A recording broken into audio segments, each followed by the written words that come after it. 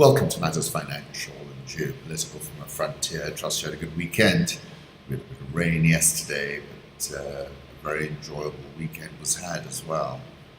Let me start with some home thoughts. I've been reading a book about the Portuguese influence on the Swahili coast, and in particular with respect to Fort Jesus. And this is a view of Fort Jesus in Voyage à la Côte Orientale d'Afrique sous le commandement de Monsieur Guillaume. And you'll have to excuse my pronunciation, but it's a pretty old photograph. You can see the fort, and you can even see a dhow. Mombasa, which is my hometown before its first sack by the Portuguese in 1505, was described as being a very fair place with lofty stone and mortar houses, well-aligned in streets. The book I'm reading is about Fort Jesus and the Portuguese in Mombasa from 1593 to 1729. This is a photograph I took on Boxing Day 2014, looking across towards Fort Jesus and the Mombasa Club.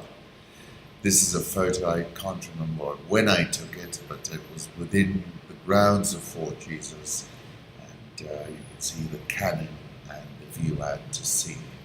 I'd like to thank Dr. Alberto Sana and His Excellency the British High Commissioner Nick Haley for the invitation to listen to Dr. Alberto Sana, who is a musicologist and violinist who specializes in early modern Italian music. And this is Arcangelo by Corelli, played by Dr. Alberto Sana. It's marvelous. I particularly like the first half.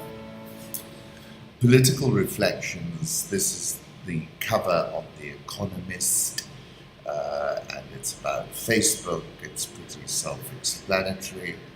According to Holger, Facebook is in the crosshairs of hedge funds. The quantity of shares on loan, a proxy for propensity to short a particular stock, and the borrow fee, a proxy of cost of shorting a particular stock from data lend, increased sharply for Facebook from previous week's lows. This data is from JP Morgan. My piece over the weekend is Sell Facebook. Facebook shares have tumbled 13.885% since Friday, March the 16th, which equates to a $74.65 billion slide in its market cap, which clocked $463.03 billion as at Friday's close. The price rout is the worst since July 2012, the year of Facebook's initial public offering at $38 a share. Interestingly, out of the 43 analysts who recommend buying Facebook shares, not one has downgraded the stock over the crisis. I believe the share price is headed to at least $150 a share. That the man in the hoodie, a hoodie is a sweatshirt with a hood, Mark Zuckerberg, is hopelessly behind the curve, and his decapitation, odds are 5-1 within 12 months, is a shoe-in. I appreciate that worldwide there are over 2.13 billion monthly active Facebook users, and that this is 42 times when compared with the 50 million users whose data was scraped by Alexandra Kogan's research. Kogan was using a personality quiz in St. Petersburg in the summer of 2014 to pull Facebook data via its API to measure the dark triad of psychopathy, narcissism, Machiavellianism, and availed to Cambridge Analytica. Facebook made almost all its $14.6 billion in revenue last year from advertising. Hitwise says delete Facebook searches are up over 400% since Sunday a week ago. Steve Bannon was quoted as saying Facebook data is for sale all over the world. The CEO of Cambridge Analytica, Andrew Nix, now terminated, has said the following: "We just put information into the bloodstream of the internet and then watch it grow, give it a little push every now and again over time to watch it take shape. And so the stuff infiltrates the online community and expands, but with no branding. So it's unattributable, untraceable. It's no use fighting elections on the facts, it's all about emotions. So the candidate is a puppet?" the undercover reporter asked. "Always," replied Mr. Meeks. I was left thinking to myself that you can have all the hardware in the world, and I learned from President Trump, whose virtuoso PowerPoint performance with the Crown Prince of Saudi Arabia was just surreal and otherworldly, that the US is spending $715 billion per annum on hardware. But this Kremlin, and make no mistake, the mercurial President Putin was the Zubin Mehta of this extraordinary intervention. Steve Bannon, Mercer, Kushner, Facebook, Cambridge Analytica intervention had an outstanding and parabolic ROI. I wrote in a piece for The Star in December 2016, traditional media has been disrupted and the insurgents can broadcast live and over the top, from feeding the hothouse conspiracy frenzy online, a constant state of destabilized perception, timely and judicious doses of WikiLeaks leaks which drained Hillary's bona fides and her turnout and motivated Trump's. What we have witnessed is something remarkable and noteworthy.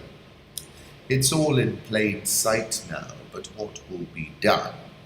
It's a pivotal moment for Western democracies and others further afield. It is, indeed, an extraordinary outcome. A 1997 US Army Quarterly concluded one of the defining bifurcations of the future will be the conflict between information masters and information victims. And this has now come to pass. In an extraordinary boomerang, the US's adversaries have turned social media on its head and used it as a Trojan horse via psychographic profiling and micro-targeting at a mass scale. The fundamental problem for Facebook is this: it has represented itself as an infomediary. An infomediary works as a personal agent on behalf of consumers to help them take control over information gathered about them. The concept of the intermediary was first suggested by John Hagel in his book Net Worth. However, Facebook has taken to hawking this information as if it were an intermediary. This is its trust gap. That gap is set to widen further. Facebook is facing, in my view, an existential crisis. Very interesting series of tweets from F. Cholet. The problem with Facebook is not just the loss of your privacy and the fact that it can be used as a totalitarian panopticon. The more worrying issue, in my opinion, is its use of digital information consumption as a psychological control vector. Integrated over many years of exposure, the algorithmic curation of the information we consume gives the systems in charge considerable power over our lives, over who we become. By moving our lives to the digital realm, we have become vulnerable to that which rules it, algorithms. If Facebook gets to decide over the span of many years which news you will see, real or fake, whose political status updates you will see, and who will see yours, then Facebook is in effect in control of your political beliefs and your worldview. This is not quite news, as Facebook has been known to run since at least 2013 a series of experiments in which they were able to successfully control the moods and decisions of unwitting users by turning their news feed's contents as well as prediction users' future decisions. A loop in which you observe the current state of your targets and keep tuning what information you feed them until you start observing the opinions and behaviors you wanted to see. The human mind is a static, vulnerable system that will come increasingly under attack from ever smarter algorithms that will simultaneously have a complete view of everything we do and believe and complete control of the information we consume. We're looking at a powerful entity that builds fine-grained psychological profiles of over 2 billion humans, that runs large-scale behavior manipulation experiments, and that aims at developing the best AI technology the world has ever seen. Personally, it really scares me. And then another pattern of activity apparently linking the Trump and Leave campaigns involving Robert Mercer, Steve Bannon, then at Breitbart and Cambridge Analytica. When Zuckerberg did eventually come out to try and explain this, his crafted statement was another effort to make the exploitation of the 50 million profiles seem like a technical glitch. His tone was the default position of t-shirted Silicon Valley plutocrats who insist they're on our side, while squirreling away their billions. What had happened was not a data breach, but a breach of trust, he suggested, a sentiment he repeats in a personal advertisement in today's newspapers, including The Observer. And then Bloomberg View saying, I think I understand why CEO Mark Zuckerberg hasn't publicly responded to the Cambridge Analytica scandal. He's stuck in a catch-22. Any fix for Facebook's previous big problem, fake news, would make the current big problem with data harvesting worse. Nasdaq plunged 7.3% last week, the most since August 2015. It's not just Facebook, the big tech revolt has begun, says Nomura. The bottom line is that trade wars, populism, income inequality can be looked at in isolation, but together they all point to a reaction against the growth of fluid, intangible, intensive industries such as the data platform companies. September 2012, quoting that article from 1997, I said one of the defining bifurcations of the future will be the conflict between information masters and information victims. Information warfare will not be couched in the rationale of geopolitics, but will be spawned, like any Hollywood drama, out of raw emotions, hatred, jealousy, greed. Emotions rather than strategy will set the terms of information warfare struggles. December 2016, I wrote that piece. We have a Deviate Tomahawk, talking about Don DeLillo's article.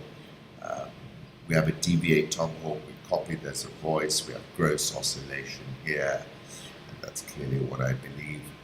A different personality quiz he was using to pull Facebook data via its API in St. Petersburg in the summer of 2014 to measure the dark triad, psychopathy, narcissism, and Machiavellianism. What Trump can learn from the Cold War is an interesting article saying that the Russians will sweet-talk Trump. Putin's only chance is to manipulate Trump when they're talking face-to-face. No reason to expect breakthroughs and fall off. Trump won't be allowed to sell everything in the American supermarket to Putin in one sale. And then quoting Ambassador John Bolton, who says, how do you know the North Koreans are lying? Because their lips are moving, he told Fox News. In this photograph, Khrushchev is seen with Kennedy at the US Embassy during the summit meeting in Vienna, 2nd of June 1961. Spotted in Washington, D.C., March for Our Lives. This is TikTok.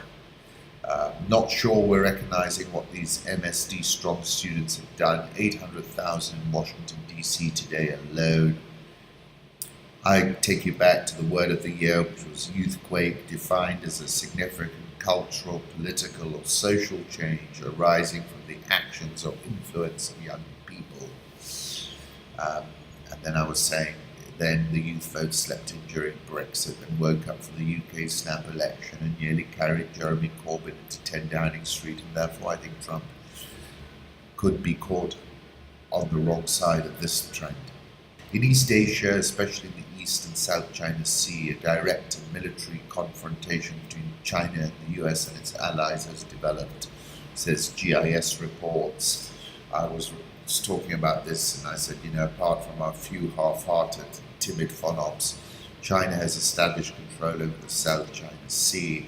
It has created artificial islands and then militarized those artificial islands.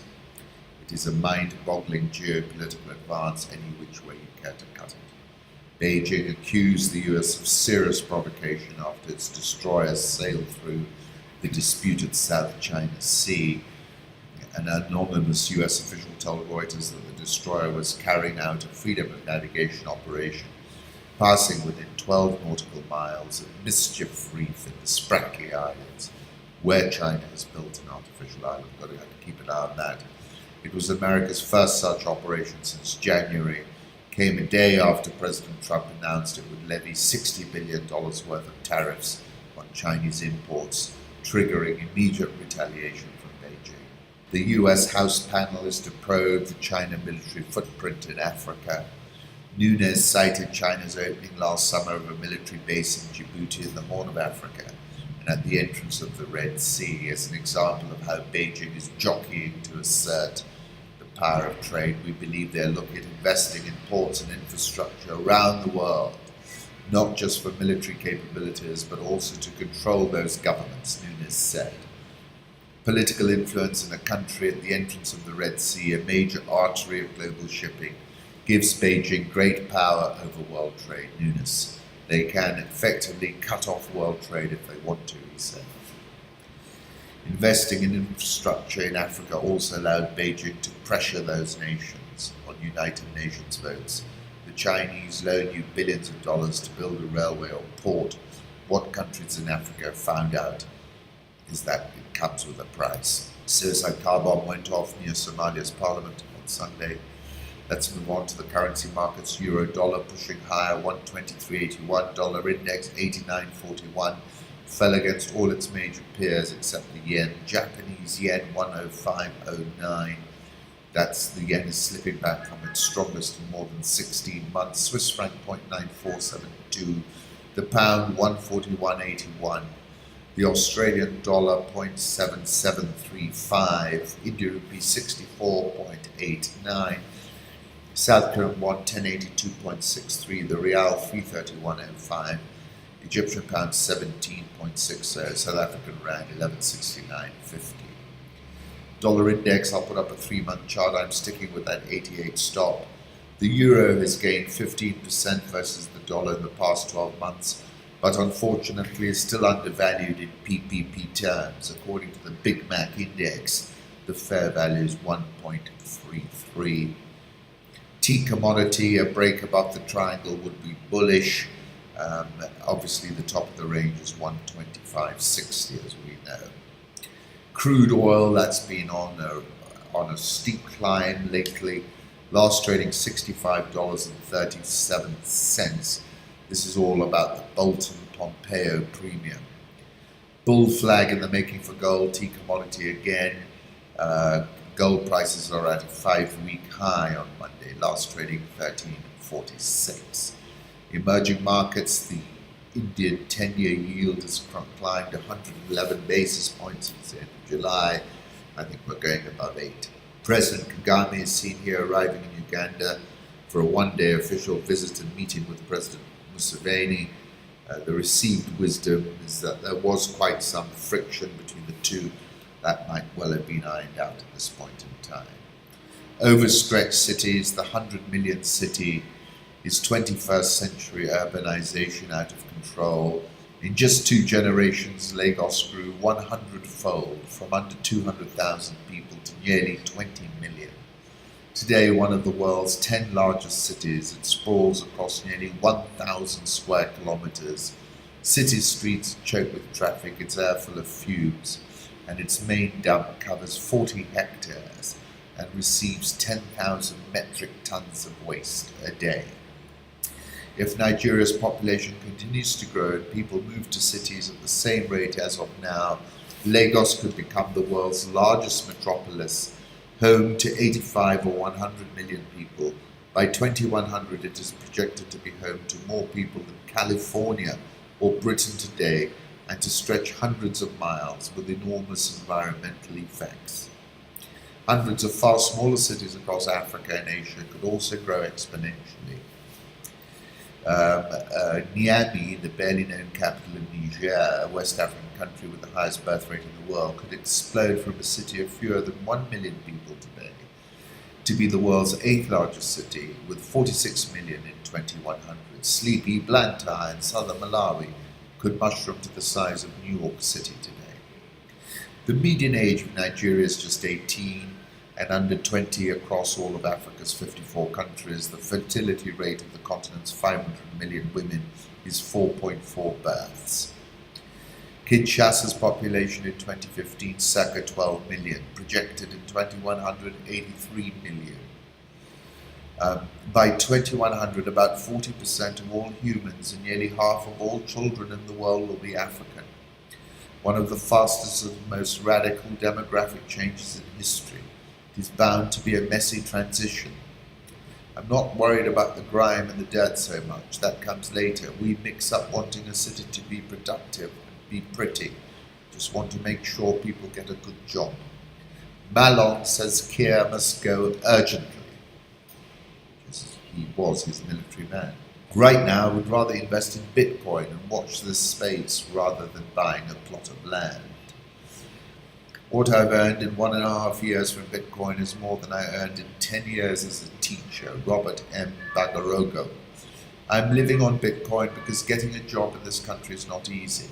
In Kampala and elsewhere, a small community turns up at events where stars like Bagarogo preach what they call the gospel of Bitcoin. In Uganda, per capita income was less than $700 in 2016. Bitcoin enthusiasts are mostly unfazed by the volatility. At least one restaurant in Kampala now accepts Bitcoin. Birungi is a registered user of the exchange platform BitPesa, which serves 6,000 customers in Uganda, Kenya, Tanzania, and Nigeria. He concluded, right now we'd rather invest in Bitcoin and watch this space rather than buying a plot of land. 22nd of January, I wrote about how the millennials with their avocado and cryptocurrency trading ways are just as likely to be African as they are European or American. South Africa dodged a third junk rating as Moody's lifted its outlook to stable from negative. The recent change in political leadership appears to have halted the gradual erosion of the strength of South Africa's institutions. That's Moody's. The rand led gains among the world's major pairs, and the week ended Friday, climbing almost 2% against the dollar.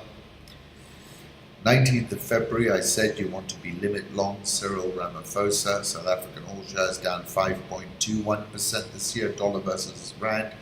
The rand is moving back towards the top of the range. Nigerian all shares up 8.44% this year. Ghana Stock Exchange is up 27.58% this year. DP World wins a 30-year concession for Greenfield Port of Banana in the DR Congo. This is after being ejected from Djibouti. My article on the 12th of March was all about the rapprochement between President Kenyatta and Raila Odinga. The follow-through has been consistent and constructive, and it's fed through into the language, into the linguistics, and then over the weekend they both met each other at the Barclays Kenya Open. S&P Global Ratings affirmed its B+, B long and short-term foreign and local currency sovereign credit ratings for Kenya. Outlook is stable. Kenya's GDP performance has been stronger and less volatile than peers, but the sizable fiscal and external deficits threaten economic stability. Benefits from deeper domestic capital markets compared with regional peers. Close to 45% of the general government debt stock is denominated in local currency. We anticipate that restructuring of banks' corporate exposures, including government-related entities such as Kenya Airways, will result in additional impairments. S&P Global again. For the February 2018 Eurobond issues, the yields on the 10-year and the 30-year Eurobonds remained unchanged at 6.8 and 7.8%. Diamond Trust reported full-year earnings per share declined 11.915%. Holdings of Kenya government securities was up 14.243% at 84.89 billion. Loans and advances to customers increased by 5.231%. Total assets up 10.748%. Total operating income up 2.03%. Loan loss provision up 0.732%. Profit before tax down 8.184%. Profit after tax down 10.392%. Earnings per share down 11.915%. Dividend per share held unchanged at 2 shillings 60. Total NPL and advances up 115.608%. Look, in my view, it's a gilt-edged franchise. Full year results slipped when compared to the first half, but it's a strong share and it's cheap at this price. Kenya shilling is trading at 100.939. Nairobi all shares up 12.25% year to date, closed at a record high every day last week. NSC is currently trading at a price to earnings ratio of 14.9 and a dividend yield of 3.4. Safaricom is up 18.691% and at a record high. Standard Chartered is up 12.5% year to date after releasing its full year earnings, which beat the street estimates. NSE 20 is up 3.64%. Interesting banking key takeaways via Saiton. Equity Group is the only bank that recorded an increase in core EPS. And then there's some more, have a look at rich wrap-ups. And they've also got a case study of Nakumatt, which makes interesting reading as well. Once again, thank you for stopping by.